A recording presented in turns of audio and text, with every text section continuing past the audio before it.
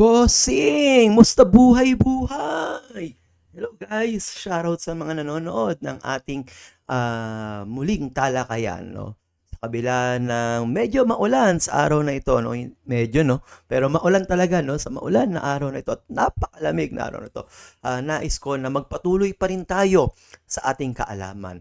At upang magbigay muli ng leksyon sa ating mga pag-uusapan, ang pag-uusapan natin sa oras na ito ay patungkol sa isang talumpati.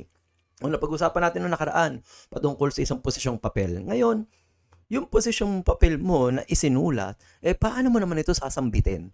Kasi may kaugnayan po ang talumpati sa isang posisyong papel. No? So, ibig sabihin, ang posisyong papel kasi ay meron ka na lamang sinasabing panig, no? Patungkol sa isang partikular na issue, habang ang talumpati ay isang pamamaraan ng pagsasalitang pampubliko. Ngayon, paano nga ba magsalitang pampubliko?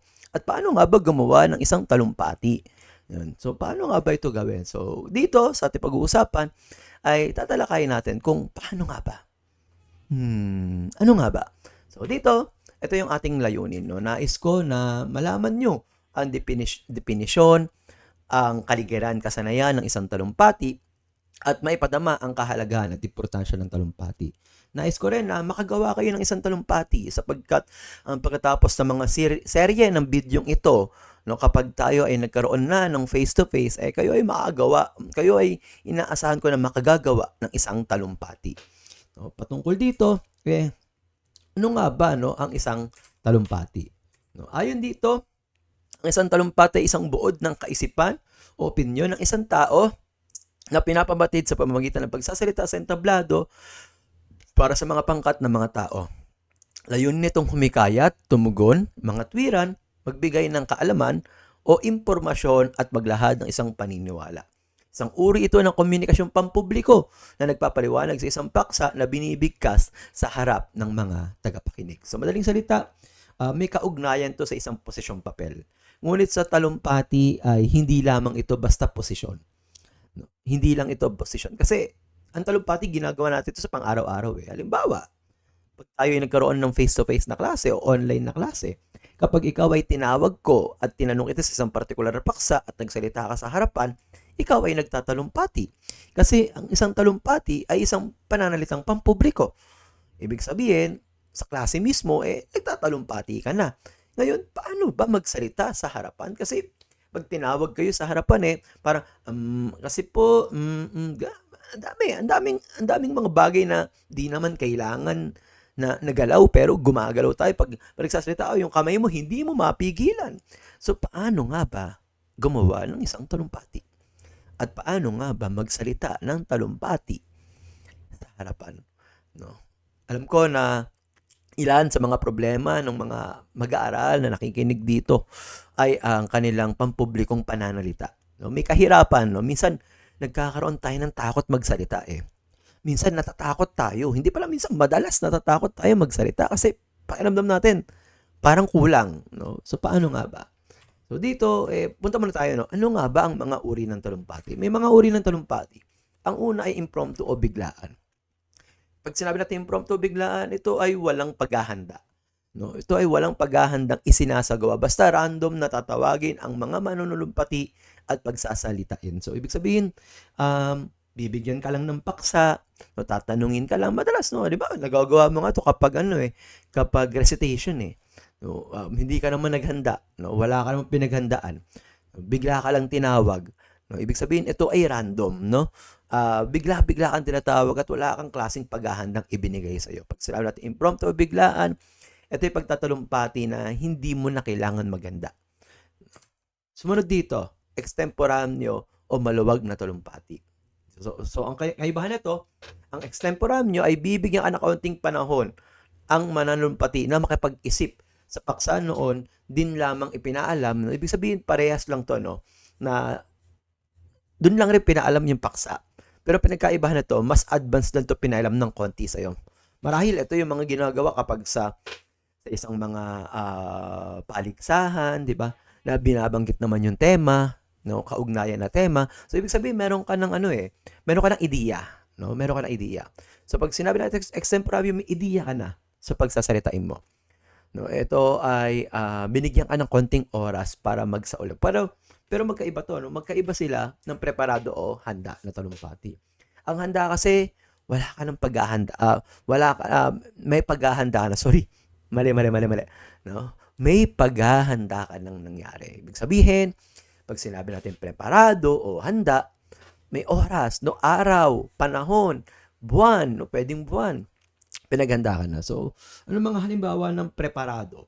Kapag ikaw ay 18 gifts, no? Sa isang debut, no? Ikaw ay nagsasagawa ng preparado handa. Kasi sigurado ako na sinabihan ka niyan na, ay, 18 treasures ka.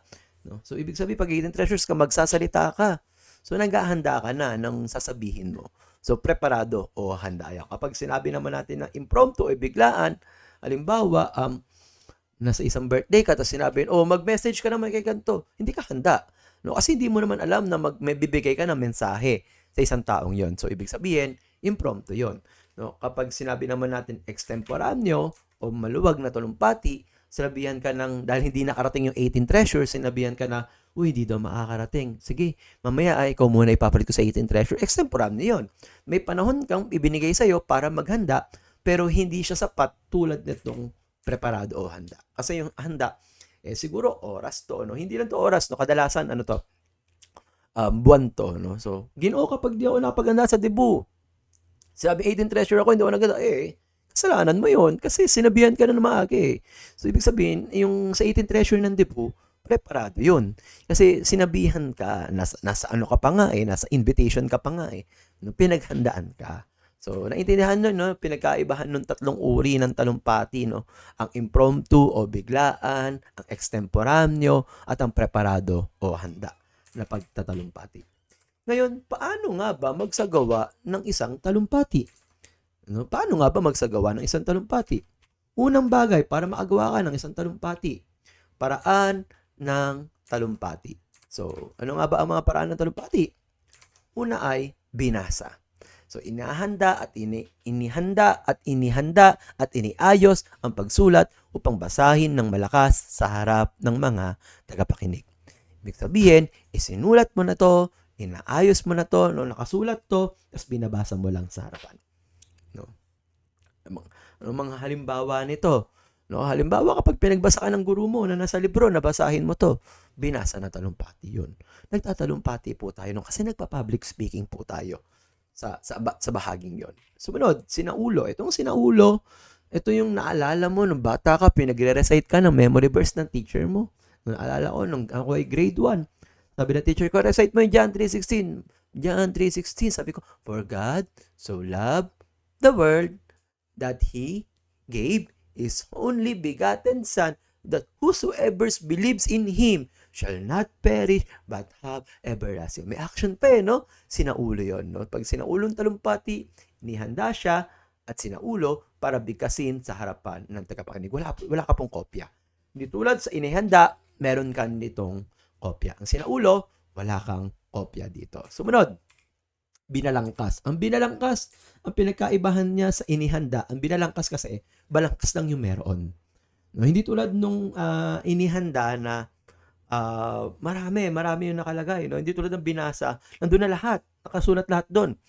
Itong binalangkas, parang ito lang yung parte, meron ka lang parang cue. No? Kadalasan, ginagamit to sa mga pagtatalumpati. No? Halimbawa, sa SONA, binalangkas yan. No?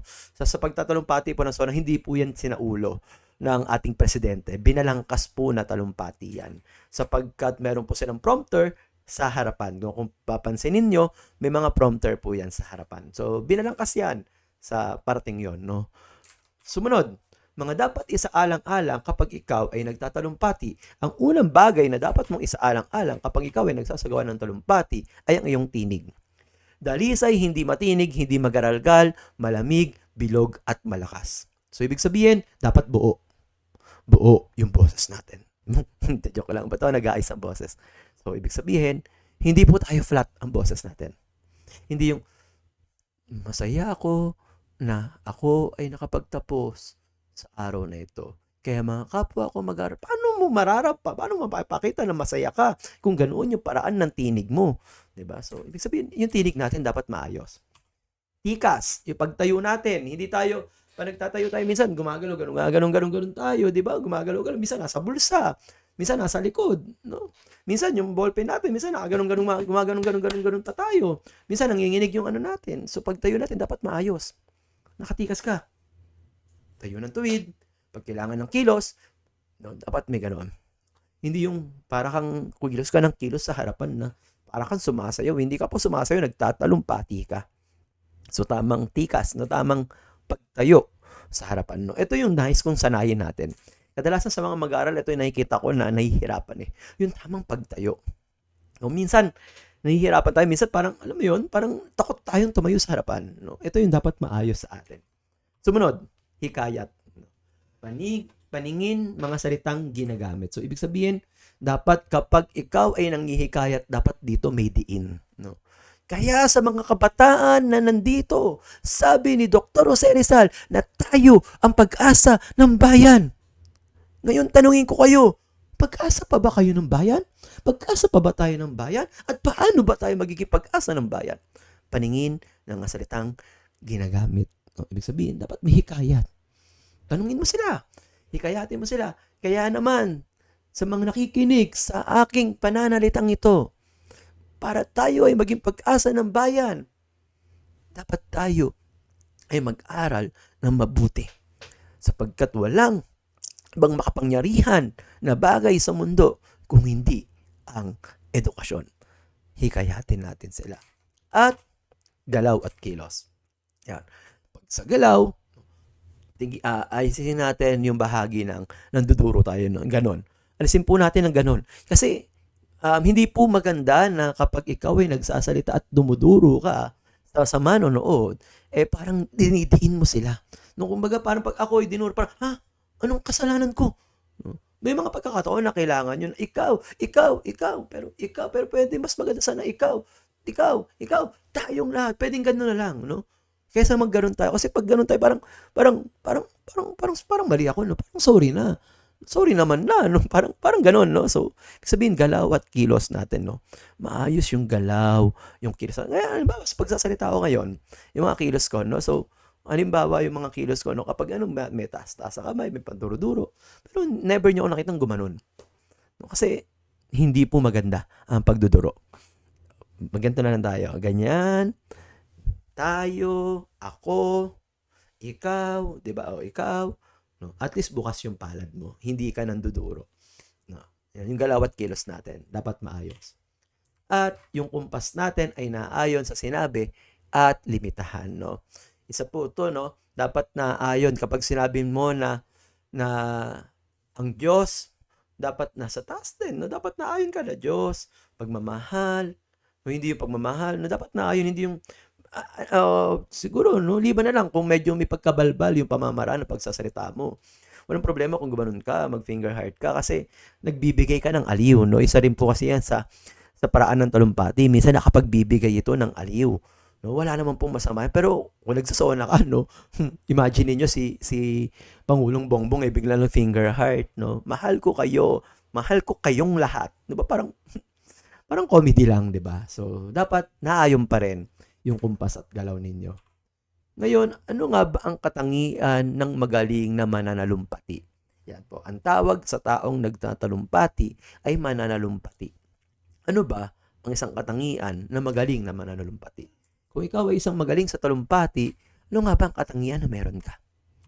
Una ay dapat kaalaman, no? KKT, no? Tandaan nyo lang, no? Katangian ng magaling na mananalumpati ay KKT.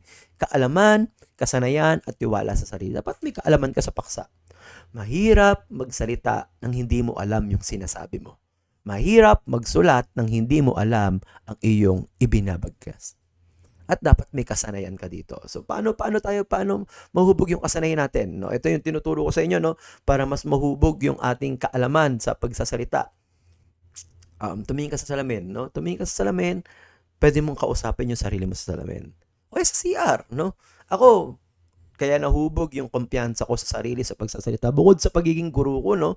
Dati na nahihiya din ako magsalita kasi pakiramdam ko pa nagkamali ako, napapahiya ako. Ngayon, paano ko nga ba ito hinubog at paano ko ba ito napaglampasan at napaglabanan? Madalas kinakausap ko sarili ko sa CR. Madalas pina-practice ko o ine-ensayo ko yung mga sasabihin ko sa CR. Wala pong masama dun. Wala pong masamang kausapin mo yung sarili mo. Alam mo kung ano yung masama? Ang masama, kapag nagsasalita ka sa hallway, ang sinasabi mo, "Uy, Angelo, dapat di mo gawin yan eh. Sabi ko na sa'yo, wag mong gawin yan eh. Ay, hindi, dapat ginagawa mo. Ay, hindi, dapat sabi ko." Yun ang masama. Pero yung kausapin mo yung sarili mo patungkol sa isang bagay, ay nakakapagdagdag yon ng pangatlo, tiwala sa sarili. Mahirap tumayo sa harapan nang hindi ka nagtitiwala sa sarili mo. Mahirap magsalita sa harapan nang wala kang kumpiyansa sa sarili. Mahirap masanay, mawawala ang kaalaman mo pag wala yung pangatlo. Magtiwala ka sa sarili mo. Dapat isipin mo na, kaya ko to. Ako to. Maniniwala ako sa kakayahan ko. Nawa ay may natutunan na naman kayo sa ating pag-uusapan. Ngayon, upang sa pagtatapos na naman ng ating video, ay nais kong ibigay ang katanungan nito. Saan parte ng iyong buhay magagamit ang isang talumpati? Bilang isang mag-aaral ng UNIDA Christian Colleges, saan parte ng iyong buhay magagamit ang isang talumpati? Bilang mag-aaral ng senior high school, saan parte ng iyong buhay magagamit ang isang talumpati? Muli, pakisulat ang iyong kasagutan sa comment section. Excuse me. Ito ay isang suplemento muli para sa ating talakayan. Pero magkakaroon pa ako ng mga partikular na natalastasan patungkol dito sa ating pag-uusapan. Nawa ay marami naman kayo natutunan at hihintayin ko ang inyong kasagutan sa ating comment section. Salamat mga mag-aaral at nawa ay may bago na naman kayo natutunan. Ingat! Musta buhay-buhay natin mga busing! Ingat tayo guys. Thank you guys. Keep safe tayo dahil maulan ngayon. Ingat kayo. Bye-bye. Peace out guys.